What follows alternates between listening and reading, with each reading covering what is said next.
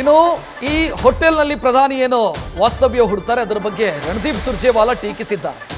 ಬಡ ಮಕ್ಕಳ ಮೊಟ್ಟೆ ಮಾರಿ ಕಟ್ಟಿದಂಥ ಹೋಟೆಲ್ ಇದು, ಅದರಲ್ಲಿ ಪ್ರಧಾನಿ ವಾಸ್ತವ್ಯ ಹೂಡ್ತಾ ಇದ್ದಾರೆ ಅಂತ ನರೇಂದ್ರ ಮೋದಿ ಅವರ ಭೇಟಿ ಬಗ್ಗೆ ರಣದೀಪ್ ಸುರ್ಜೇವಾಲಾ ವ್ಯಂಗ್ಯವಾಡಿದ್ದಾರೆ. ಒಂದು ದಿನ ಬೆಳಗಾವಿಯಲ್ಲಿ ಅವರು ವಾಸ್ತವ್ಯ ಹೂಡ್ತಾರೆ, ಆದರೆ ಆ ಹೋಟೆಲ್ ಏನಿದೆ ಅದು ಜೊಲ್ಲೆ ಕುಟುಂಬದ ಒಡೆತನದ್ದು. ITC ವೆಲ್ಕಮ್ ಹೋಟೆಲ್ನಲ್ಲಿ ಜೊಲ್ಲೆ ಕುಟುಂಬದ ಶೇರ್ ಇದೆ.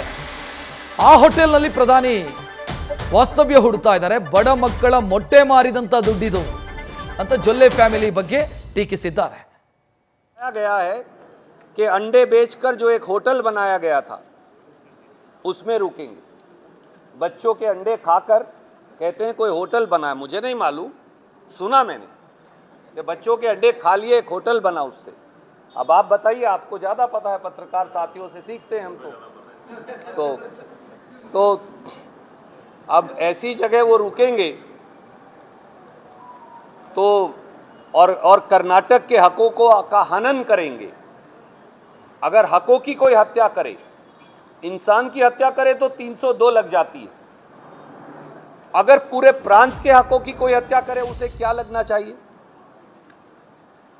उसे खाली चोंबू मिलना चाहिए.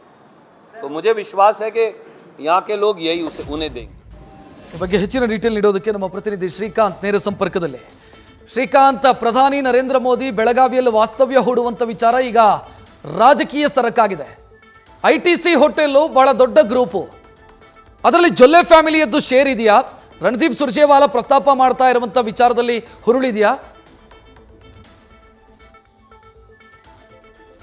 ನೋಡಿ ರಕ್ಷತ್, ಪ್ರಥಮ ಬಾರಿಗೆ ಬೆಳಗಾವಿ ಜಿಲ್ಲೆಯಲ್ಲಿ ಪ್ರಧಾನಿಯೊಬ್ಬರು ವಾಸ್ತವ್ಯವನ್ನು ಹೂಡ್ತಾ ಇರುವಂಥದ್ದು ಇದೇ ಪ್ರಥಮ ಬಾರಿಗೆ. ಇದೇ ತಿಂಗಳ 27ನೇ ತಾರೀಕಿನಂದು ರಾತ್ರಿ ಏನಂತಂದರೆ ಪ್ರಧಾನಿ ಮೋದಿಯವರು ನೇರವಾಗಿ ಬೆಳಗಾವಿಗೆ ಆಗಮಿಸ್ತಾರೆ. ಬೆಳಗಾವಿಗೆ ಆಗಮಿಸಿ ಬೆಳಗಾವಿ ಹೊರವಲಯದಲ್ಲಿರ್ತಕ್ಕಂಥ ಸುಮಾರು 5 ಎಕರೆ ವಿಸ್ತೀರ್ಣದಲ್ಲಿ ನಿರ್ಮಾಣವಾಗಿರುವಂಥ ವೆಲ್ಕಮ್ ಹೋಟೆಲ್, ITC ಕಂಪನಿ ಇದನ್ನು ನಡೆಸ್ತಾ ಇದೆ. ಇದು ಜೊಲ್ಲೆ ಕುಟುಂಬಕ್ಕೆ ಒಡೆತನಕ್ಕೆ ಸೇರಿರುವಂಥ ಹೋಟೆಲು. ಈ ಹೋಟೆಲ್ನಲ್ಲಿ ಏನಂತಂದರೆ ಪ್ರಧಾನಿ ಮೋದಿಯವರು ವಾಸ್ತವ್ಯವನ್ನು ಹೂಡಿ ಬೆಳಗಿನ ಜಾವ 10 ಗಂಟೆಗೆ ಏನು ಬೆಳಗಾವಿಯಲ್ಲಿ ಚಿಕ್ಕೋಡಿ ಹಾಗೆಯೇ ಬೆಳಗಾವಿ ಲೋಕಸಭಾ ಕ್ಷೇತ್ರದ ಅಭ್ಯರ್ಥಿಗಳ ಪರವಾಗಿ ಏನು ಪ್ರಚಾರ ಸಭೆ ನಡೆಯುತ್ತೆ, ಆ ಸಭೆಯಲ್ಲಿ ಪ್ರಧಾನಿ ಮೋದಿಯವರು ಪಾಲ್ಗೊಳ್ಳಲಿದ್ದಾರೆ. ಹಾಗಾಗಿ ಸಹಜವಾಗಿ ಏನಂತಂದರೆ ಮೋದಿಯವರ ಆಗಮನದಿಂದ ಒಂದು ಕಡೆ ಏನಂತಂದರೆ BJPಯಲ್ಲಿ ಭಾಳಷ್ಟು ಉತ್ಸಾಹ ತಲೆದೋರಿದೆ. ಯಾಕಂತಂದರೆ ಒಂದು ದಿನ ಬೆಳಗಾವಿಯಲ್ಲೇ ವಾಸ್ತವ್ಯ ಹೂಡ್ತಾ ಇರೋದ್ರಿಂದ ಸಹಜವಾಗಿಯೇ ಭಾಳಷ್ಟು ಏನಂತಂದರೆ ತಂತ್ರಗಾರಿಕೆಯನ್ನು ಮಾಡಬಹುದು ಅನ್ನೋ ಒಂದು ಲೆಕ್ಕಾಚಾರ ನಡೀತಾ ಇದೆ. ಆದರೆ ಇದೇ ವಿಚಾರವನ್ನು ಮುಂದಿಟ್ಕೊಂಡು ಇದೀಗ ಕಾಂಗ್ರೆಸ್ ಟಾಂಗ್ ನೀಡುವಂಥ ಕೆಲಸವನ್ನು ಮಾಡಿರುವಂಥದ್ದು. ಪ್ರಧಾನಿ ಮೋದಿಯವರು ಏನು ಜೊಲ್ಲೆ ಒಡೆತನದಲ್ಲಿ ಜೊಲ್ಲೆಯವರು ಮಿನಿಸ್ಟರ್ ಆಗಿದ್ದಂಥ ಸಂದರ್ಭದಲ್ಲಿ ಮಕ್ಕಳ ಹೊಟ್ಟೆ ಸೇರಬೇಕಾದಂಥ ಮೊಟ್ಟೆಯನ್ನು ಮಾರಾಟ ಮಾಡಿ ಅದೇ ಹಣದಿಂದ ಅಲ್ಲಿ ಏನಂತಂದರೆ ಒಂದು ಹೋಟೆಲನ್ನು ಕಟ್ಟಿಸಿದ್ದಾರೆ. ಅದೇ ಹೋಟೆಲ್ನಲ್ಲಿ ಈಗ ಮೋದಿಯವರು ಉಳಿದುಕೊಂಡಿದ್ದಾರೆ ಅನ್ನೋ ಒಂದು ವಿಚಾರವನ್ನು ಮುಂದಿಟ್ಕೊಂಡು ಈಗ ಕಾಂಗ್ರೆಸ್ ಟೀಕೆಯನ್ನು ಮಾಡಿರುವಂಥದ್ದು.